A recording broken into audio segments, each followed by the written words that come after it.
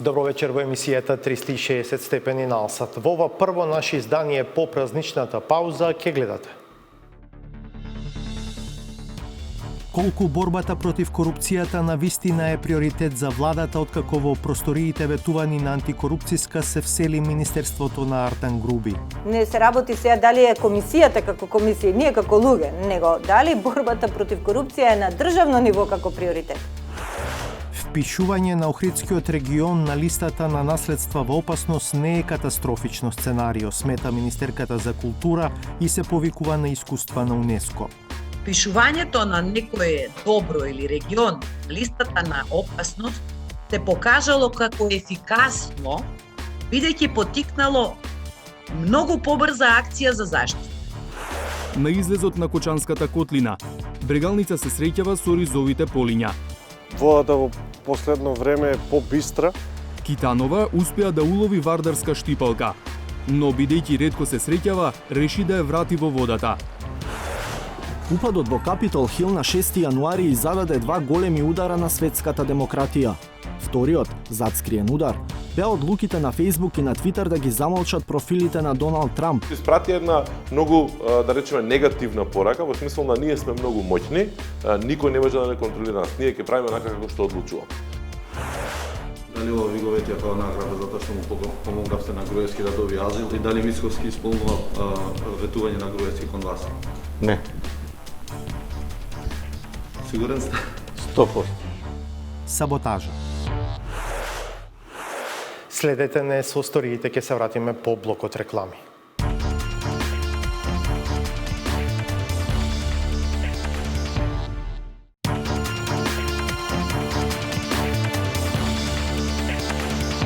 Гледате 360 степени. Борбата против корупцијата и отчетноста владата ги смести високо во својот план на приоритети за годинава, насловен акција 21 за европски стандарди дома, но уште на самиот почеток ја доведе во прашање својата искреност. Случајот со зградата што и беше ветувана на антикорупцијската комисија, во која на крај заврши Министерството за политички систем на Артан Груби, не е спорен само од аспект на декларираните владени заложби, туку може да заврши како дипломатско-финансиски скандал. Зашто ако наскоро не профункционира опремата за ДКСК купена преку ИПА фондовите, зашто на антикорупцијски се потребни нови простории, Европската комисија ќе си ги бара парите назад. Владимир Мирчевски. Не за кого е речено, туку за кого е печено. Според народната мудрост, послужавниците со храна не завршеа кај оние за кои беше речено – антикорупционерите, туку кај Артан Груби и вработените во Министерството за политички систем. Тие на почетокот на годинава се вдомија во зградата од која еден дел требаше да и припадне на Државната комисија за спречување корупција. Разочарувањето дојде во последно време кога владата сепак најде средства за да откупи цела зграда, а не успеа да најде еден спрат, колку што нас не е доволно. Објаснувањето на премиерот е дека ДКСК добила пари за реновирање. Не може веднаш да се очекува дека ќе се дадат простори во исто време кога се дадени сериозни пари за реконструкција на постојните простори. Дали тоа што владата најде пари за новото министерство со кое раководи ДУИ, а не и за антикорупцијска, е одраз на приоритетите на кабинетот Заев-2. Во оваа зграда во центарот на Скопје, кој е класичен репрезент на политичко-градежниот потфат Скопје 2014, начално беше договорено да влезе и антикорупцијската комисија. По низата технички и бирократски перипетии, кога се мислеше дека се е готово, тоа не се случи. Наместо во нови простори, антикорупционерите завршија со реновирање на постоечките канцеларии близу собранието. Пред да се одлучиме на чекорот да вршиме реконструкција на постојниве простори, разговаравме со тогашната министерка за финансии, која не кажа дека нема шанси да се купува тој простор. Понатаму дојде тука вице-премиерот за борба против корупција, дојде министерот за правда, понатаму разговарав со министерот за финансии, кога се кроеше буџетот, и сите ми кажаа дека нема можности да се вложат дополнително средства за да се купи тој простор за нашата комисија. И ние ја согледавме состојбата каква е и баравме разумно решение. Разумно решение е да направиме тука реконструкција, барем да обезбедиме минимум услови за работа. Тврдењата на министрите Ангеловска, Николовски, Маричич и Бесими дека се нема пари кои ги слушнала Ивановска се покажале невистините кога владата најде 10 милиони евра за објектот во кој покрај Министерството за политички систем ќе бидат сместени и Агенцијата за остарување на правата на заедниците, Управата за афирмирање и унапредување на културата на припадниците на заедниците, Управата за развој и унапредување на образованието на јазиците на припадниците на заедниците, како и Националниот албански ансамбл, но не и антикорупцијската комисија.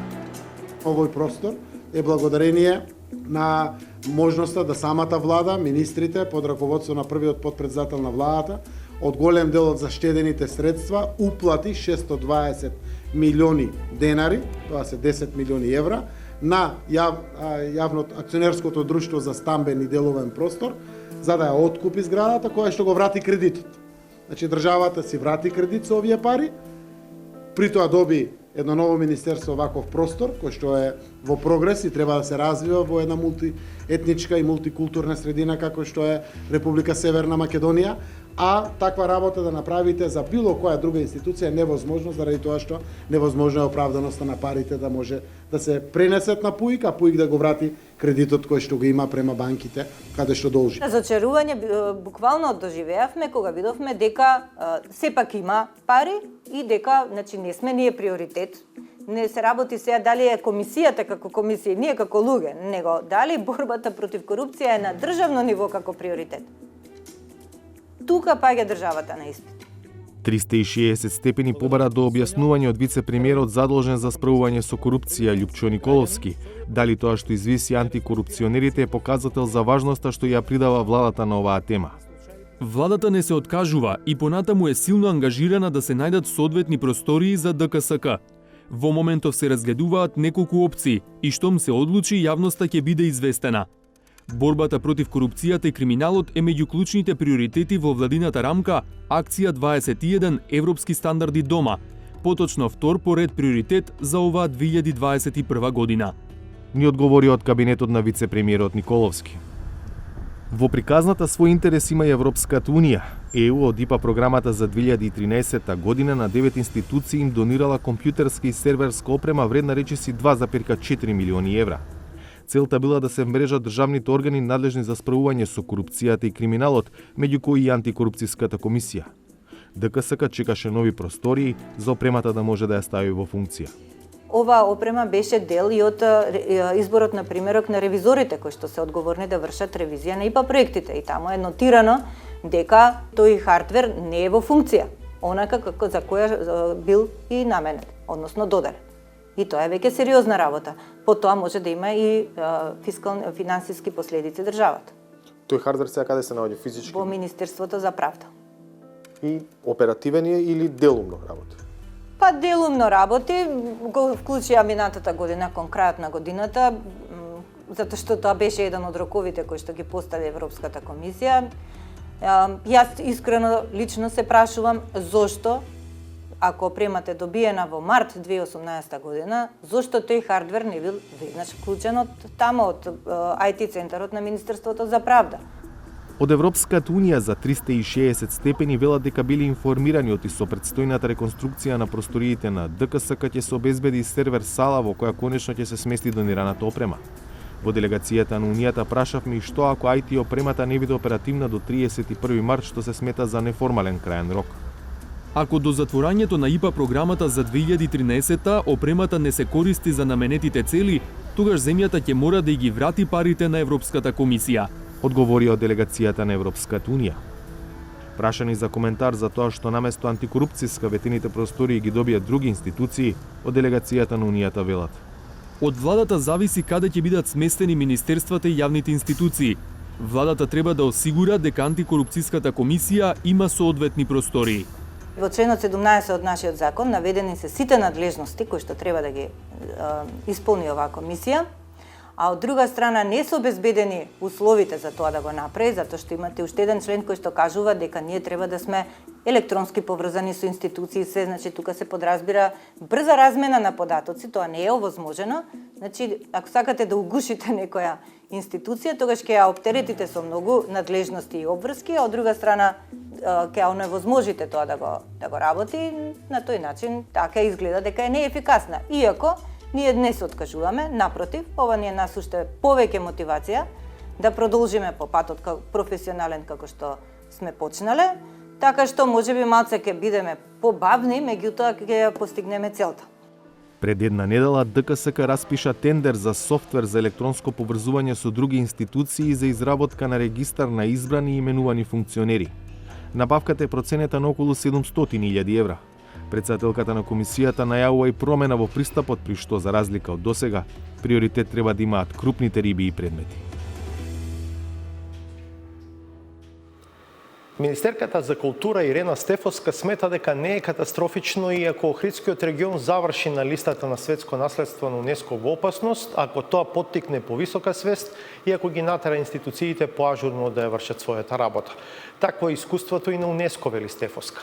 Таа е прв владин функционер со став кој е на линија на оно што подолг период го зборуваат дел од граѓанските здруженија, дека ставањето на Охридско на листата на наследство во опасност е единствениот пат што води до реална заштита на регионот. Во меѓувреме, никој не презема одговорност за нацрт извештајот на УНЕСКО во кој се констатира дека малку од бараното и ветеното е реализирано. Галена Николовска Ризвановиќ. Да се смириш, Една деценија откако Нина Спирова ја отпеа Езеро мое, Охрид и регионот се најдоа на листата на заштитено светско културно и природно наследство на УНЕСКО. Низ добрите, но и лошите времиња што следуваа, растеше градот, растеше туризмот, но и притисокот врз се што создале природата и претходните генерации. По децении живот на вересија, сметката стигна на годишниот собир на УНЕСКО во Баку во 2019 година. Време е за заедничко, координирано делување. Простор за компромиси по ова прашање нема. Владата успешно лобираше за Охрид да не влезе на листата на подрачја во опасност со ветување дека ќе се реши градбата, отпадните води, планираните патишта и железници или се што може да ги загрози културата и природата. Помина 1,5 година и стигна нова сметка од УНЕСКО која вели дека многу малку од ветеното е реализирано. Владата повторно уверува: ќе постапуваме по препораките, а што значи тоа да постапуваме по препораките, ќе видите во наредниот период. Иако министерот не објасни, на сите веќе им е јасно што треба да се направи, но кој е виновен што тоа досега не се случи? Една од најголемите забелешки на УНЕСКО се дивоградбите во крајбрежниот појас, па дежурен виновник логично е локалната самоуправа. Актуелниот градоначалник во гостување на ТВ Телма не прифати одговорност и изјави дека имал само 6 месеци да сработи нешто.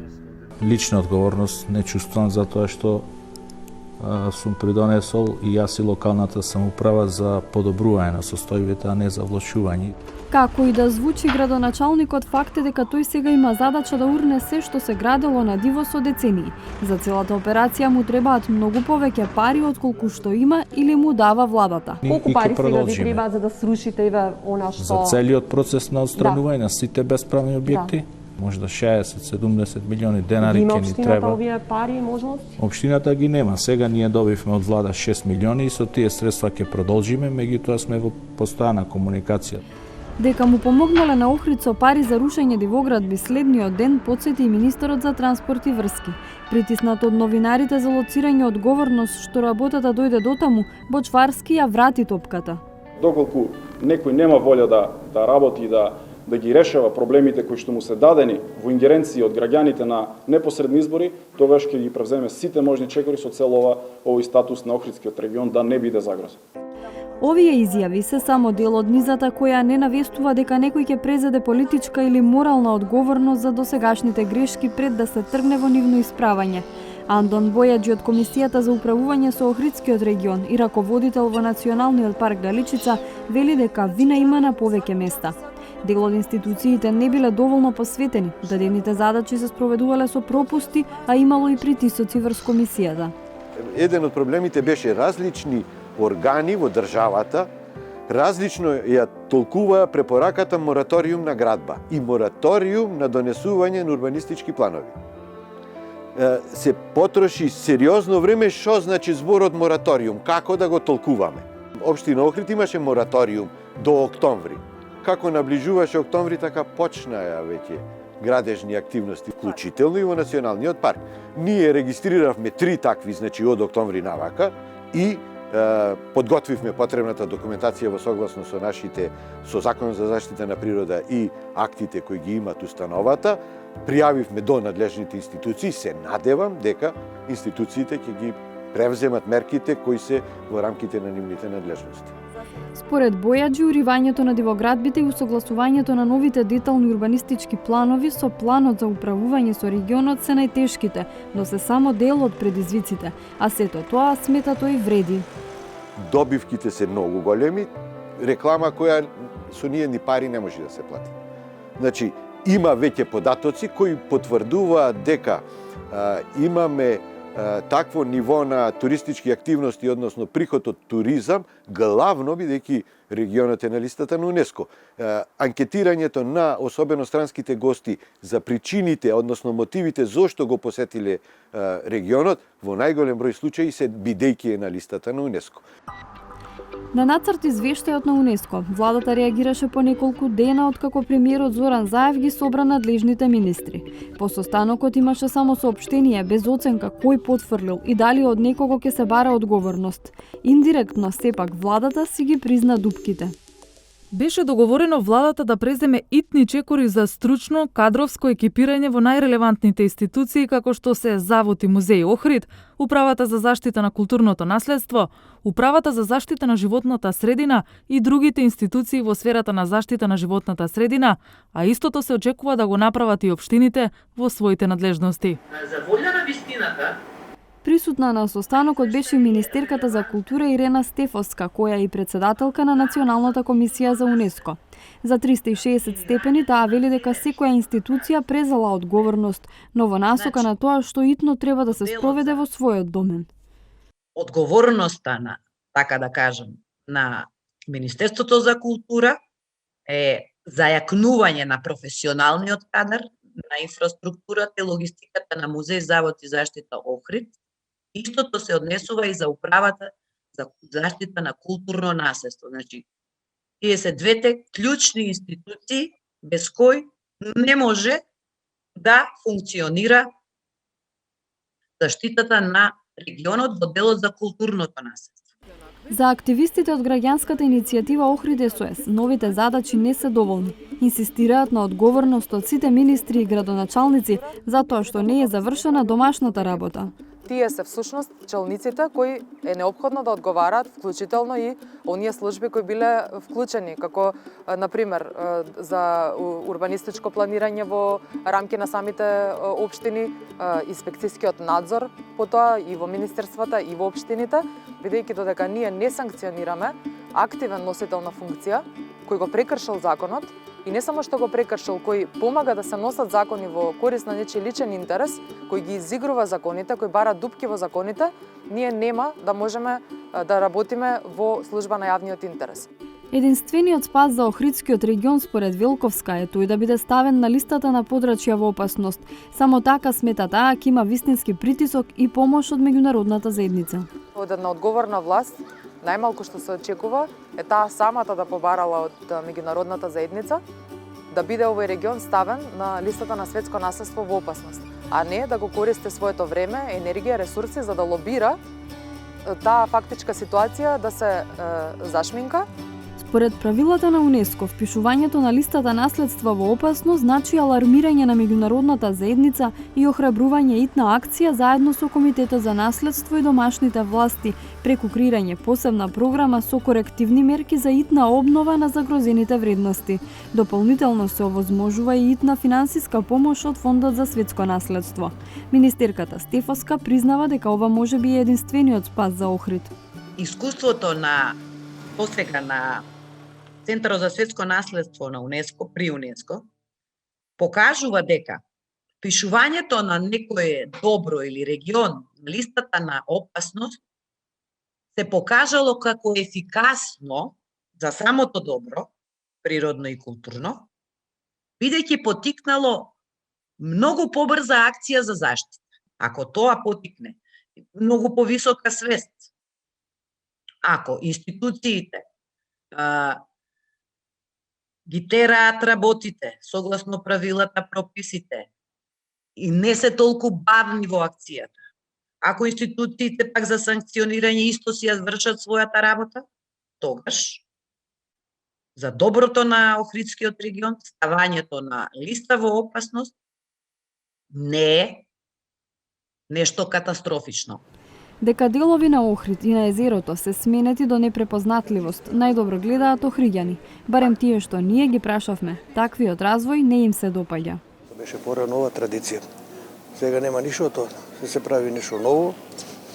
За час излеваат, растат хотели, ресторани. Колку е исправно, колку не е исправно, тоа има луѓе што треба да мислат за тоа. Штета е Охрид да го изгуби тој епитет на град на УНЕСКО. Многу е жалосно тоа, значи за луѓе охриѓени, таа го сеќаат. Кога не би било таа заштита од УНЕСКО, не знам, мислам дека пола од знаменитостите што останале од некогаш во Охрид денеска не би биле. Но бројот на дивоградби и притисокот во Охрид и понатаму да се гради, говорат дека многумина предност му даваат на развојот, без оглед на брендот град под заштита на УНЕСКО. Можно ли е да се постигне баланс меѓу двете струи?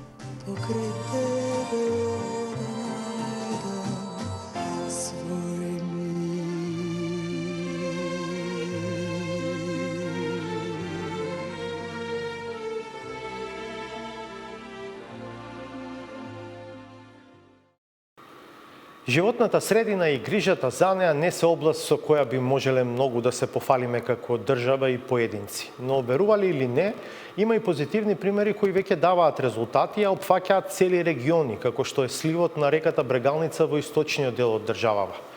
Со повеќе поединечни, а всушност поврзани еден со друг проекти, се решаваат еколошки проблеми во областа околу најголемата лева притока на Вардар.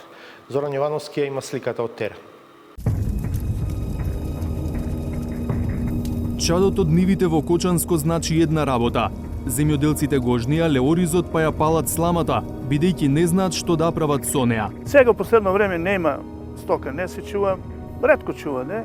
И сламата така остане низ полето и кибритчето и се пали. А чадот е директна закана за животинскиот свет. Катастрофа, ќумур, облаци.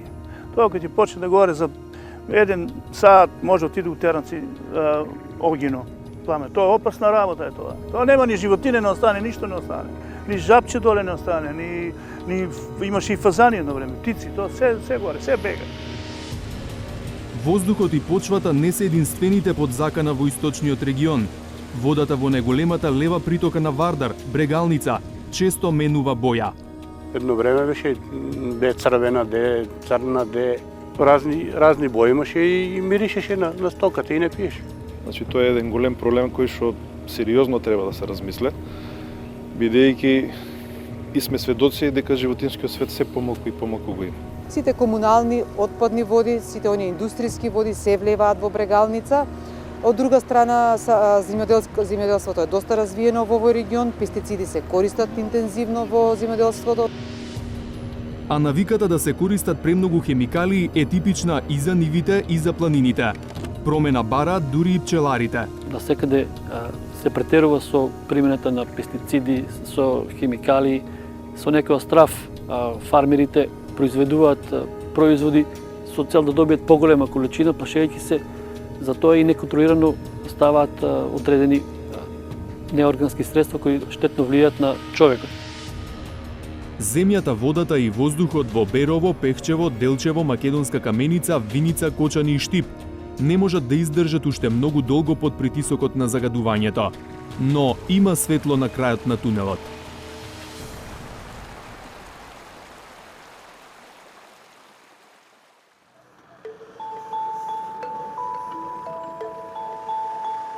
Во Кочани од неодамна отпадната вода од канализацијската мрежа не се влева директно во Брегалница. Во близина на Кочанско Мојанци, повеќе од една година функционира станицата за пречистување отпадни води. Нејзината изградба, заедно со заекнувањето на капацитетите на Кочанското комунално предпријатие, чинеше околу 23 милиони швајцарски франци, од кои 21 милион се донација од швајцарската влада. За прв пат во нашата земја е изградена пречистителна станица каде основните услови се да се направи станица која ќе има минимална потрошувачка на енергија и при тоа ќе се користат сите расположливи обновливи извори на енергија. По филтрирањето на отпадната вода останува биолошки отпад или мил, од кој се произведува биогаз што се складира во оваа топка. Од милта се произведува и компост, квалитетно земјоделско ѓубриво. На компостот овде му се додава уште една состојка – оризова слама.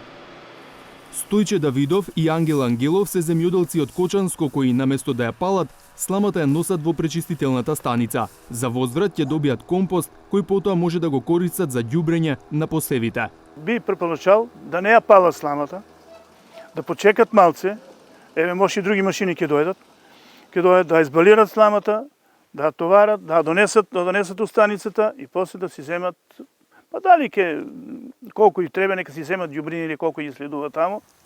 Вела дека со палењето на сламата, земјоделците си наштетуваат самите себе си, зашто ги уништуваат микроорганизмите од површинскиот слој на почвата. Така се намалува плодноста, а со тоа и приносите. Штом се избалира, површината е спремна за напролет за орање, за обработка.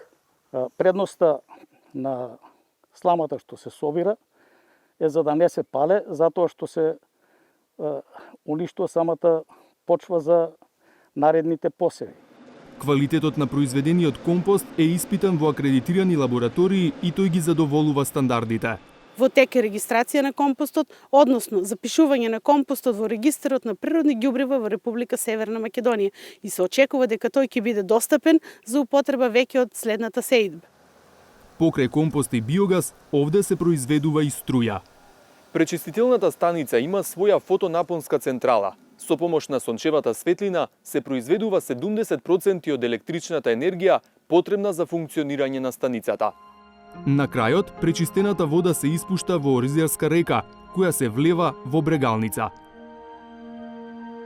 Некаде на средината од своите 225 километри, на излезот на Кочанската котлина, Брегалница се среќава со оризовите полиња. Неколку пати во годината на тоа место доаѓа биологот Деспина Китанова за да го истражува живиот свет во реката. Користи специјална опрема за да излече дел од речните животинки. Фасцинантно е што се живее во водата, а е невидливо за лаиците. Оваа година точно на оваа локација регистриравме два вида на вилински конјчиња кои што не се сретнуваа во овој дел од речното корито и уште два вида на риби, тоа се црната мрена и вардарската штипалка, кои што исто така беа забележени во добри популации, односно јата од млади единки, кои што го населиле овој дел од реката, веројатно заради подобрената состојба со квалитетот на водата. Китанова вели дека овие видови се појавиле во овој дел на Брегалница првпат по 7-8 години. Сето ова претпоставуваме дека се должи на изградбата на станицата за прочистување на водите, комуналните води од градот Кочани. Таа е во функција веќе година и пол. Китанова успеа да улови вардарска штипалка, но бидејќи ретко се среќава, реши да ја врати во водата. Во незините прувети останаа една жаба, 3 вида риби, 4 вида вилински кончиња, неколку ракчиња и водна шкорпија. Позитивните промени по течението на Брегалница ги забележуваат и рибарите. Со оглед на тоа што самата чистина на водата од преходно и сега можеш да ја воочеш дека водата во последно време е побистра и нема толку оноа ареја од претходно што ја имаше. Но сметаат дека индустријата и натаму останува главен загадувач, особено фабриките што немаат пречистителни станици. Големиот проблем сето тоа кој риба кои што улават сите тие помали места, како притока, рекичка, мала, они знаат да се мрестат тамо. Сите тие потенцијални загадувачи кои што ги имаме ние, за жал таа нечиста вода улава баш од тие мали делови на води и канали. Така да сета оваа убавина кој што е со прочистителната станица, значи мора да се земе го предвид дека сето тоа треба да биде во еден заебен пакет за да Брегалница биде тоа што треба да биде. Пречистителната станица има капацитет поголем од потребите на Кочани и околните населени места. Затоа Кочанската локална самоуправа планира да ја направи регионална и на неа да се приклучат и соседна Виница со селата. Не само од Кочани што тече чиста вода, туку и до Кочани ќе протекува, односно ќе доаѓа пречистена вода по реката Брегалница. Од една страна, од друга страна, целото функционирање на пречистената станица ќе биде поевтино, бидејќи целиот тој систем ќе се амортизира, односно ќе биде поделен на трошокот на двете општини по еквивалент жители, секако дека формулата ќе биде и изнајдена. Мислам дека како станица тотално ќе биде одржлива после тој период. Сега во моментот се фактурира на самите луѓе, имат зголемени сметки во тој дел, меѓутоа доколку се целокупно заокружи проектот, мислам дека ќе биде таа сума намалена, нема да биде исклучена воопшто, ќе биде намалена и ќе биде нешто незначително како краен корисник кој што ќе ја добива како услуга која што се нуди од страна на комуналното јавно претпријатие. Активностите за заштита на брегалничкиот слив не се од вчера. Во Берово, првата општина по течението на Брегалница, веќе една деценија функционира пречистителна станица, исто така швајцарска донација. Лоцирана е во селото Мачево. Пречистената вода се испушта во реката Брегалница со квалитет пречистена до степен да одговара на квалитетот на водата во реката Брегалница на местото на испуштање. Од биолошкиот отпад, милта, и овде се произведува компост, но на малку поинаков начин. Оваа мил се одлага во полиња со трска. Во овие полиња, после милта созрева најмалку 7 години, еве периодот во кој што функционира станицата е веќе 10 години и ние имаме моментално созреана мил во компост. Пред 2 години оваа пречистителна станица стана регионална, бидејќи на неа се приклучи и општина Пехчево. Во атерот на Мачево, кој е на половина пат меѓу Берово и Пехчево, го сретнавме Слободан Виневски, сточар од дете, кој овците ги напасува покрај Брегалница. Што толку беше чиста, дури за пиење се користеше. И не само јас, и многу мештани пиеше вода од реката. Па потоа најде некој период на загадување на водата. Дури рибниот фонд едно време се уништи. Според него, последниве години водата е значително подобра. Затоа вели дека има доказ порелевантен од која било лабораторија. Они сега сами пијат. Пред станица да се направи, они не ни пиеше, пошто им мирише. Дојде, врати се, не пие. А сега пијат. Ето мисля, видовте и сами. Оди и пие, а порано едно време беше де црвена, де црна, де разни бои имаше и миришеше на стоката и не пиеше. Квалитетот на водата може би е подобрен, но ниската еколошка свест на луѓето и натаму е видлива на секој чекор.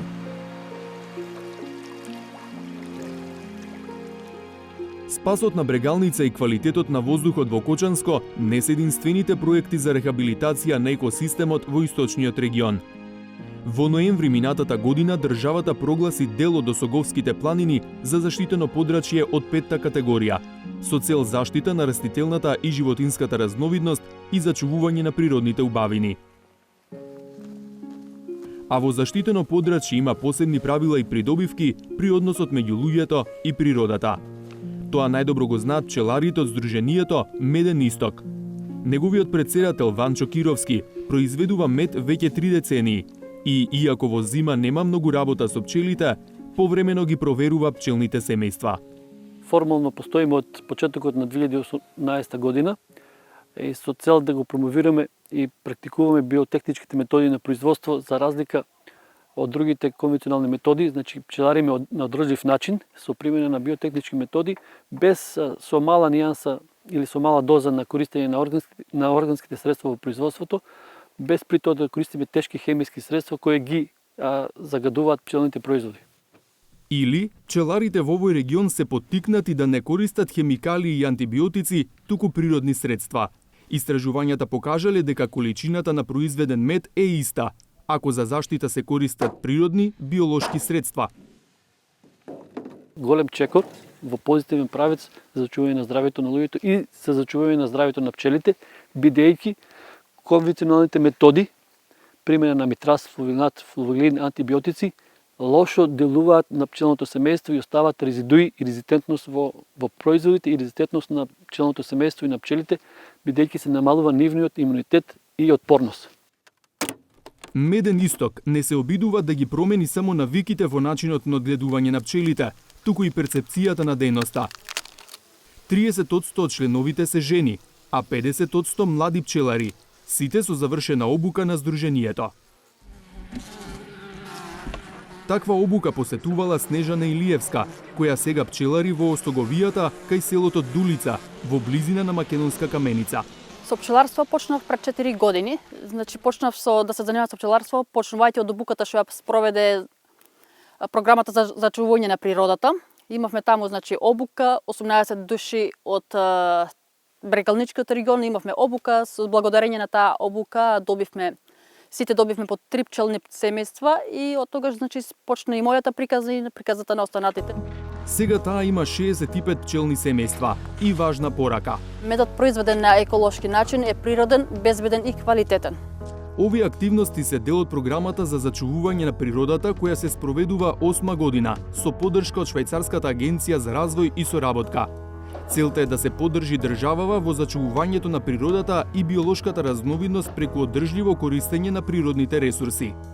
Што се однесува до заштитеното подрачје Осогова, оваа програма придонесе со дополнителни 2% од територијата која што е под заштита во нашата држава, со тоа што пред прогласувањето на Осогово тоа беше негде околу 9%, а сега оваа програма придонесува кон постигнување на таргетот, кој што всушност е 15% од територијата на Република Северна Македонија да биде под одреден степен на заштита. Сите постигнати резултати во рамките на програмата за зачување на природата во Македонија се благодарение на искуствата од Швајцарија, значи швајцарските искуства во спроведување и во следење на сеопфатниот, системски, транспарентен и партиципативен пристап со вклучување на сите засегнати страни од долу нагоре. Навидум поединечните, а всушност тесно поврзани проекти што се реализираат во сливот на реката Брегалница, како оној за зачувување на природата, за третман на отпадните води, како и проектите за заштита на биодиверзитетот, шумите и другите природни ресурси, се покажува дека се вистинскиот пристап кон сеопфатно интегрирано решавање на проблемите со животната средина. Зголемената свесност кај граѓаните како предуслов се подразбира. В среда, Џо Бајден неофицијално ќе стане 46-тиот претседател на Соединетите Американски држави. Сепак неговата инаугурација ќе се разликува од претходните. Наместо маса луѓе пред бината, Вашингтон ќе биде препълн со полицајци, а и на церемонијата нема да присуствува претседателот во заминување Доналд Трамп. Главните причини се одбивањето на Трамп да ги признае изборните резултати и реакцијата на неговите симпатизери која заврши со насилен упад во Американскиот законодавен дом. Но по ударот на американската демократија на 6 јануари, според многумина, се случува нов, подеднакво опасен преседан. Петар Клинчарски.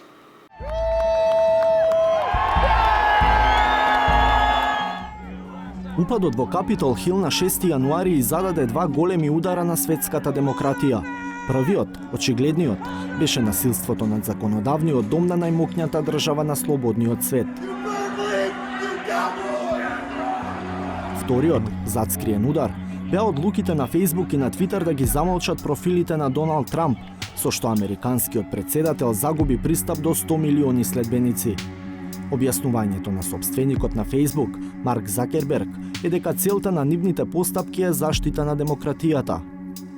Во текот на последните неколку години му дозволивме на претседателот Трамп да ги користи нашите платформи во согласност со нашите правила и повремено ги отстранувавме или ги обележувавме содржините што ги прекршуваа нашите политики. Го направивме ова затоа што веруваме дека јавноста има право на широк пристап до политички пораки, дури и оние контроверзните. Но актуелниот контекст сега е различен. Вклучува употреба на нашата платформа за потикнување насилно восстание против демократски избрана власт.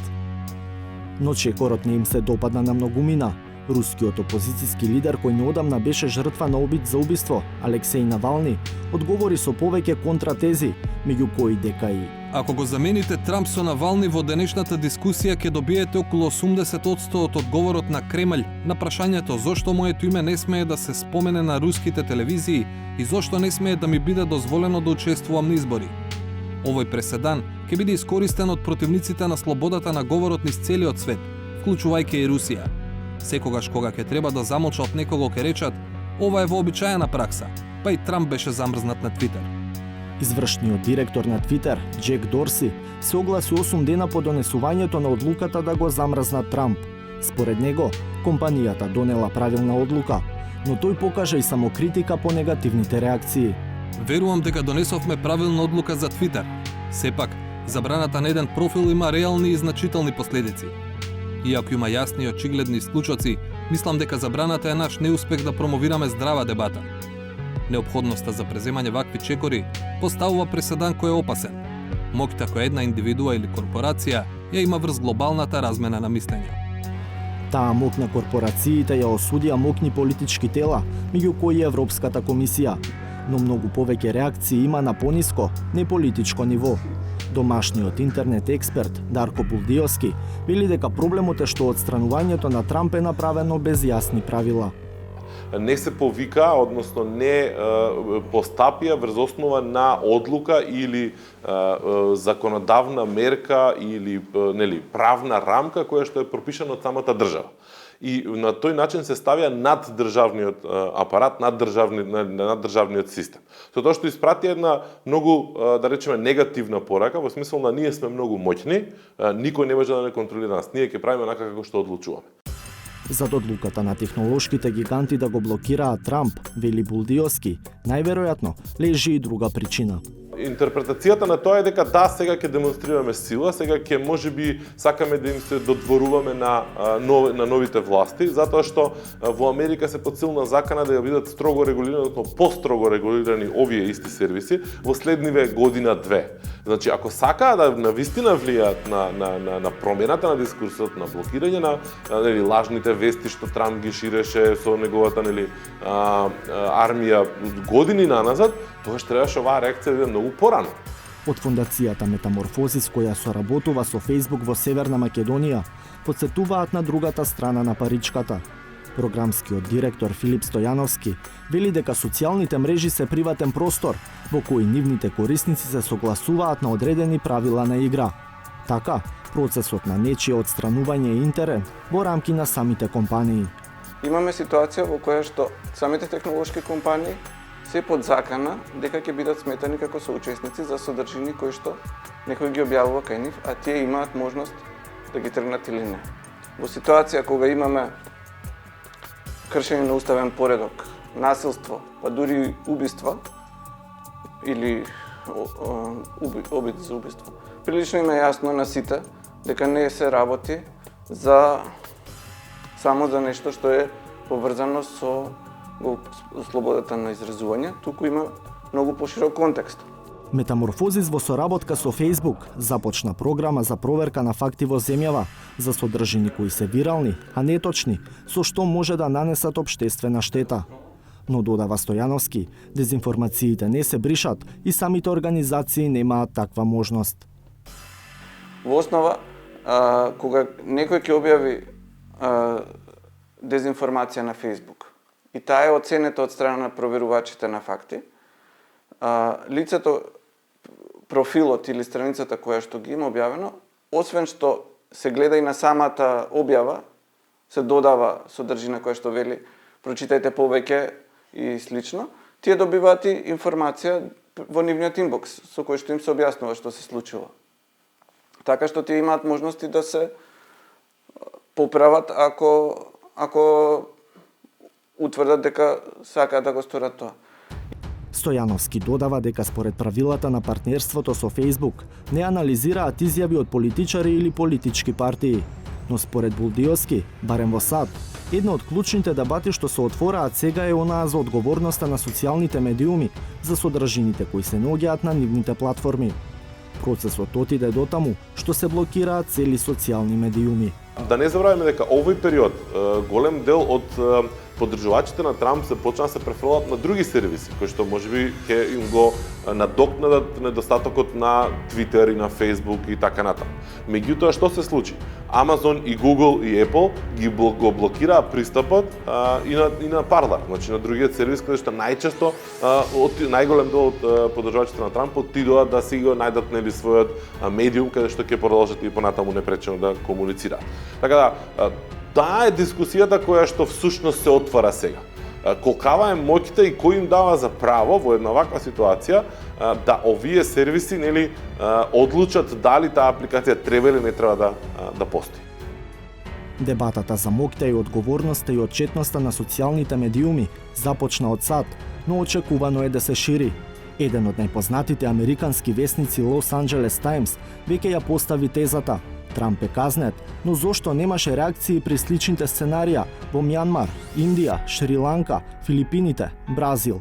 Ако правилата важат во САД, тогаш зошто не и во целиот свет?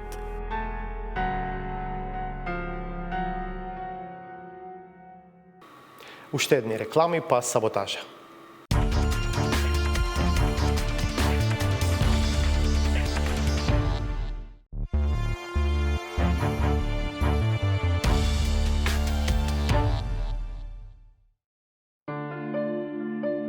Партиските молци кои преживуваат во аналитичките ормани продолжуваат да ја нагризуваат македонската политичка таписерија. Толку добро се имаат адаптирано на климата, па не само што се имуни на нафталинот, туку се станати едно со него.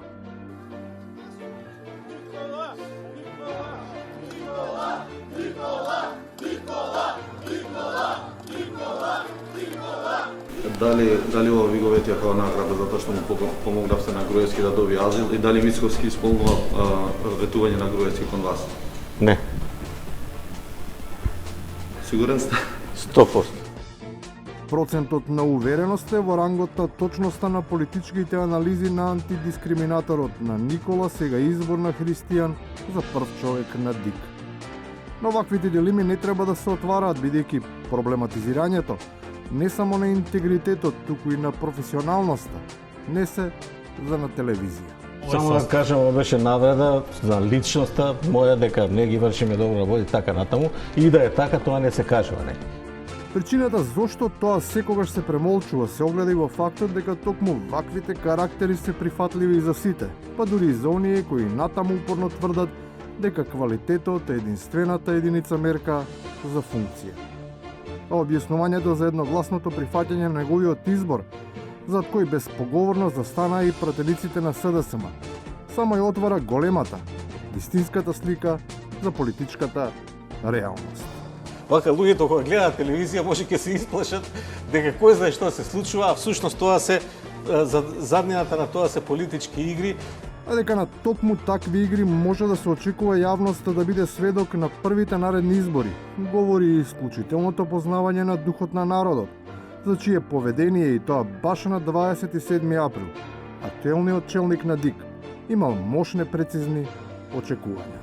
Која е една маса од илјадници луѓе, ако се изреволтира, ако се радикализира, таа ќе направи нешто непромислен гест, односно ќе проба да влезе во собранието. Непромисленоста е и можеби единствениот вистински збор со кој се одликува македонската кадровска политика.